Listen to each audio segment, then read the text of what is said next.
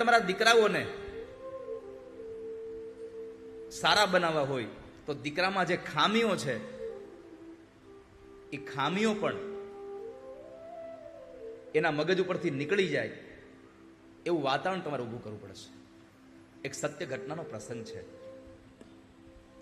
અમેરિકાના ટેનેસીમાં, કદાચ હું નામ આપીશ પછી તમને ઘણા બધા આમાંથી જેટલા ભણ્યા છે એ લોકોને યાદ આવી જશે કે આ તો એની વાત થઈ રહી છે.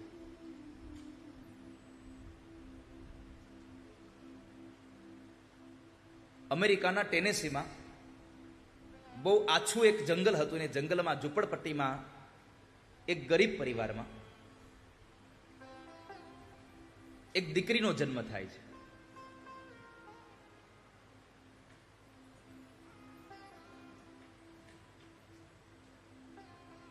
જન્મ થયો ત્યારે માના ઉદરમાં 9 મહિના પૂરા નહોતા થયા, એટલે શારીરિક રીતે ખૂબ નબળી એવી આ દીકરીનો જન્મ થયો. ખોડ ખાપણ વાળી હતી. ત્યાંના લોકોને, પરિવારના લોકોને એક દહેશત હતી કે આ દીકરી જીવશે કે નહીં એની ખબર નથી.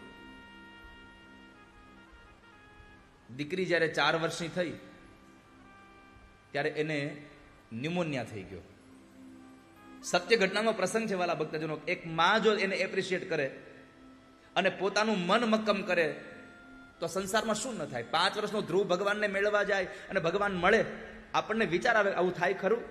પણ સાંભળજો, આ હજી કલિકાલનો પ્રસંગ છે. ધ્રુવ અને બધા થયા એને તો બહુ વર્ષો વીતી ગયા, યુગો વયા ગયા, પણ આ કલિકાલનો પ્રસંગ છે.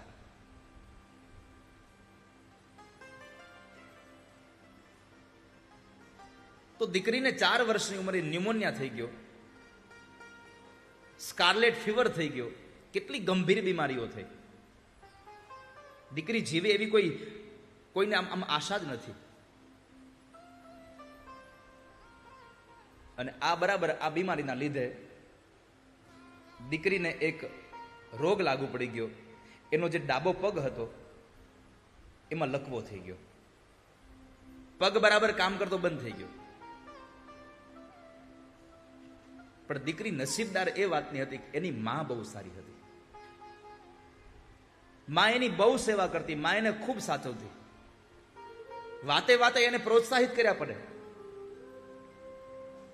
એને જરાય નિરાશ ન થવા દે. અને અડગ મનના માણસને હિમાલય પણ નાનો લાગે છે. જેનું મન મક્કમ છે,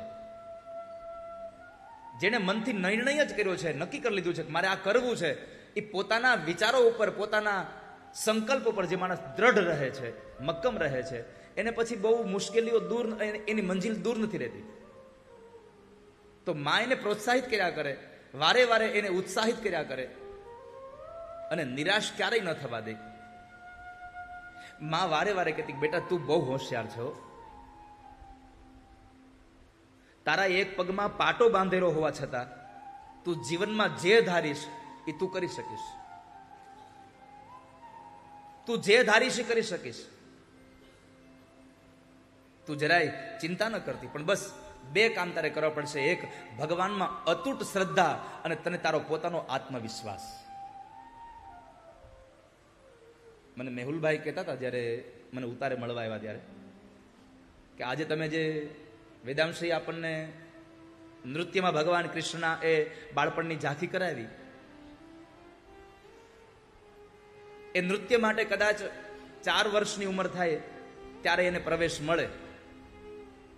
ત્યાં પેલા એને પ્રવેશ ન મળે, કારણ કે એના પેલા બાળકના સ્ટેપ પડે જ નહીં.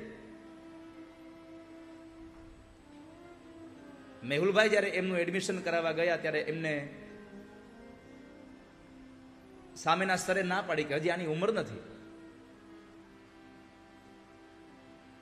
તો એક બાપની જગ્યાએ એણે એમ કહ્યું કે તમે આ 2 દિવસ મારી દીકરીને રાખો, અમને ભરોસો છે કે તમે એને સ્વીકારી લેશો, પણ તમે 2 દિવસ પછી ના પાડશો તો અમે લઈ જશું. પૂર્ણ 3 વર્ષની ઉંમરે આ છોકરીને કથક માટે મૂકવા માટે થઈ અને મક્કમ મન એના બાપનું હતું. આ કથા એ બતાવે છે કે તમારા પરિવારનો, તમારો મા બાપ જો તમારા બાળકોને એટલું એપ્રિશિએટ કરે તો તમે ધારો એ પરિણામ તમારા બાળકમાં તમે લઈ આવી શકો. તમે ધારો એ. તો માં બે વાતને વળગી રહેતી હતી, દીકરા તું બહુ હોશિયાર છે, ભલે તારા ડાબા પગમાં પટ્ટો બાંધ્યો છે, પણ તું કામ તું જે ધારે કરી શકે એમ છે. પણ બે વાત યાદ રાખજે દીકરા, એક ભગવાનમાં અતૂટ શ્રદ્ધા અને તારામાં પોતાનામાં આત્મબળનો આત્મવિશ્વાસ રાખજે કે હું આ કરી શકીશ. સતત પ્રયત્નો ચાલુ રાખજે. દીકરી 9 વર્ષની થઈ, એને પોતાની જાતે પોતાના પગમાં બાંધેલો પટ્ટો કાઢી નાખ્યો, પોતે ડગલા ભરવા માંડી. ડોક્ટરોને બતાવ્યું છે, ડોક્ટરોએ સામાન્ય રીતે એનું તપાસ કરીને કીધું કે આ દીકરી સામાન્ય રીતે ચાલી નહીં શકે, એને મુશ્કેલી બહુ રહેશે ચાલવામાં. પણ દીકરીએ ચાલવાનું પોતાના પ્રયત્નો બંધ ન કર્યા. 4 વર્ષમાં એ જે દીકરીને લકવા થઈ ગયો હતો એ દીકરી તાલબદ્ધ ચાલવા માંડી. 4 વર્ષની મહેનત પછી એ દીકરી ચાલવા લાગી. ડોક્ટરો વિચાર કરે છે, તબીબો વિચાર કરે છે કે આ શું થયું, આવું તો શક્ય જ નથી. આમાં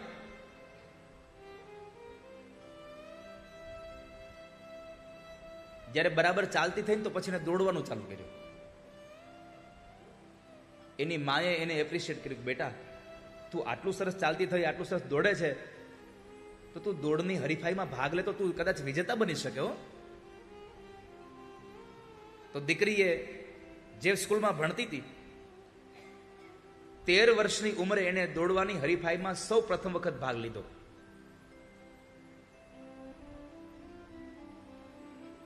રેસના પટ્ટા ઉપર ચાલી ખરી, પણ સૌથી છેલ્લો નંબર આવ્યો. પણ એને દોડવાનું બંધ ન કર્યું, હરીફાઈમાં ભાગ લેવાનું બંધ ન કર્યું. જેટલી પણ એ હરીફાઈમાં ભાગ લે સૌથી છેલ્લે આવે, સૌથી છેલ્લે આવે.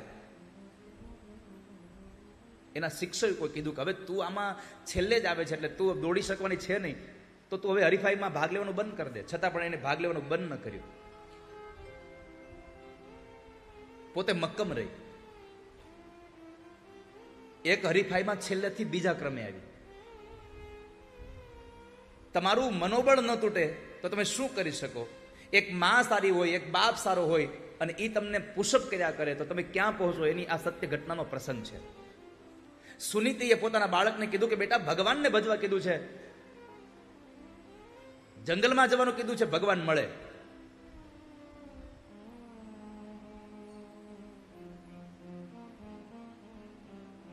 આ દીકરીએ એક હરીફાઈમાં છેલ્લેથી બીજા ક્રમનો એને વારો આવ્યો. પોતાના પ્રયત્નો વિશે પોતાનો આત્મવિશ્વાસ વધી ગયો કે હું છેલ્લે આવતી હતી, 1 નંબર આગળ આવી. હવે એક સમય એવો આવી ગયો લાંબા સમય પછી કે પોતે દોડવાની હરીફાઈમાં પોતે વિજેતા બની. સ્કૂલમાં દોડવાની જે હરીફાઈઓ હતી એમાં પોતે વિજેતા બની. પછી તો એક પછી એક હરીફાઈમાં પોતે ભાગ લેતી થઈ ગઈ. અમેરિકાની ટેનેસી, અને એ ટેનેસીમાં જે સ્ટેટ યુનિવર્સિટી છે એમાં પોતે એડમિશન લીધું. ત્યાં એને એક ટેમ્પલ નામનો એક કોચ મળે છે. ટેમ્પલે આ સ્ત્રીને ક્યારેય પણ કોઈનાથી આપણે ગભરાઈ ન જવું અને પોતાનો આત્મવિશ્વાસ, પોતાનો જુસ્સો અડગ રાખવો, એવું અદ્ભુત એક ઉદાહરણ પૂરું પાડ્યું. જે પ્રમાણે પોતાનો કોચ કે એ પ્રમાણે પોતે મહેનત કરીને એ પોતાનું રિઝલ્ટ લઈ આવે. આમ કરતા કરતા કરતા કરતા ઉચ્ચ પ્રકારની કેળવણીને લઈ અને આ દીકરી વિશ્વ ઓલિમ્પિકમાં ભાગ લેતી થઈ ગઈ. અને એમાં એક વખતના સમયે વિશ્વની સૌથી ઝડપી દોડ વિરાંગના જર્મન કન્યા જુટ્ટા હેઇનનો એને સામનો કરવાનો વારો આવ્યો. તમે યુટ્યુબમાં કે તમે ગૂગલમાં નાખશો જુટ્ટા હેઇન અને તમને બતાવશે. એની હારે એને રેસ કરવાનો, એની હારે હરીફાઈ કરવાનો વારો આવ્યો આ દીકરીને, જે પગે અપંગ હતી. હવે વિશ્વની આખા વિશ્વની સૌથી ઝડપી દોડનાર વ્યક્તિ છે, એની હારે એને દોડવાનું. એટલે બધા લોકો કહેતા કે આનું તો શું આવે એની હારે. અને જ્યારે એ રેસમાં દોડે છે, વાલા ભક્તજનો, એ દોડતા દોડતા કહેવાય છે કે 100 મીટરની દોડમાં એમણે પ્રથમ સ્થાન મેળવ્યું, સુવર્ણચંદ્રક મળ્યો. ત્યાર પછી 200 મીટરની દોડ આવી, એમાં પણ એમણે પ્રથમ સ્થાન મેળવી, બીજું સુવર્ણ પદક એમણે હાસિલ કર્યું. અને છેલ્લે 400 મીટરની જ્યારે શૃંખલા દોડવાનો વારો આવ્યો, સાચી દોડ જ્યારે 400 મીટરની મોટી દોડ આવી,